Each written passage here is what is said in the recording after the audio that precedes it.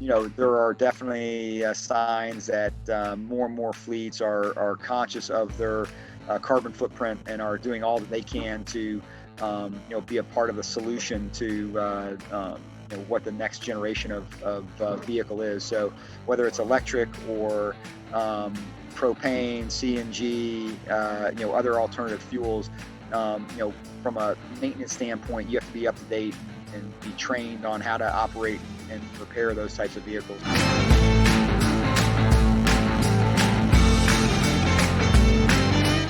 Welcome to Truck Chat, an interview series coming to you from Work Truck. I'm Lauren Fletcher, executive editor of Work Truck, and today we're here to talk about changes in the fleet maintenance industry, the diesel mechanic shortage, and the future of maintenance tools and tech. But before we get started, be sure to subscribe to our channel and check out our brand new podcast series on Spotify and Google.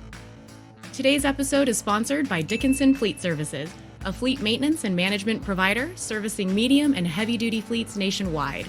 From its one-stop fleet centers to its mobile workforce, DFS can help fleets of all sizes at any time, anywhere in the country. And chatting with me is Mike Dickinson, Executive Officer of Dickinson Fleet Services. In his 20-plus years with the company, he has led multiple teams, including sales, marketing, and business development, and helped grow Dickinson's national footprint. I'm excited to chat with Mike about truck maintenance and so much more. Welcome, Mike. Thank you, Lauren. It's great to be here. It's great to have you. Let's start by looking back a little. How have you seen the fleet maintenance industry evolve over the last 20-plus years? Yeah, it's, like most industries out there, technology has really driven fleet maintenance, and whether it's on the truck side or the delivery of information side, trucks are becoming more complex over the last 20 years, and the way fleets expect data to be presented to them is becoming more complex and needed to be more readily available. So, we've had to change over the years, from being a paper process to a paperless process. Our inspections need to be more intuitive, to drive better inspections and better quality. Again, trucks have become more complex and are just becoming even more complex as alternative fuels and other technology changes occur in the future. And with those changes, a big issue is the diesel mechanic shortage we're experiencing. Can you tell me a little bit about how fleet operators can work to address that shortage? Yeah, it's something that we're dealing with and have dealt with for the last 24 years, and will continue to deal with. There are more technicians exiting the workforce than there are coming into the workforce, and so from a fleet operator standpoint, if you have your own technicians, engaging with them, training them, continue to give them opportunities to stay up to date with the latest technology that I just mentioned that's ever changing. Our technicians, just like anybody else, they want to learn. They want to be the best, and they want to be the best at their trade.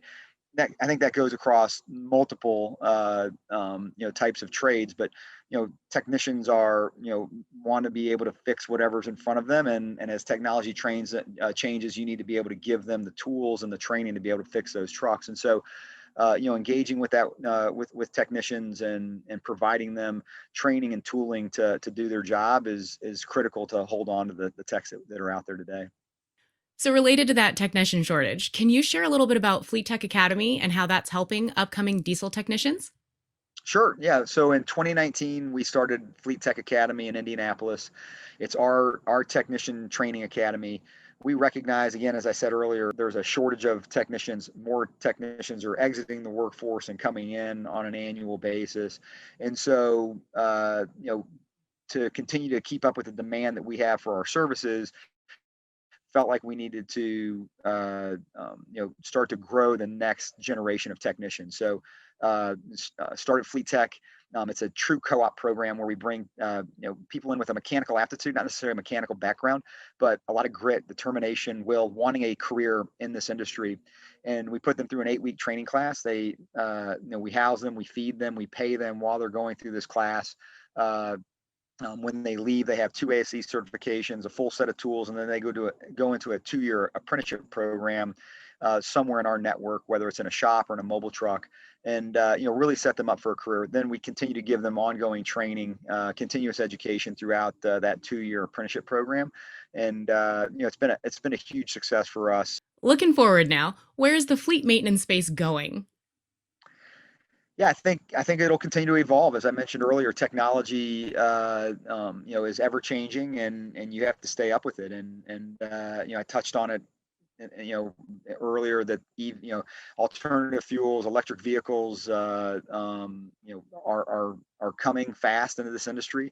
I don't know if they're going to overtake the combustible engine, in 2022, but there are definitely signs that more and more fleets are conscious of their carbon footprint and are doing all that they can to be a part of the solution to what the next generation of vehicle is. So whether it's electric or propane, CNG, other alternative fuels, from a maintenance standpoint, you have to be up to date and be trained on how to operate and repair those types of vehicles. So, we're doing all we can to be on the forefront and, know that others are doing the same to make sure that the vehicle of the future is going to be able to be maintained by the technician of the future.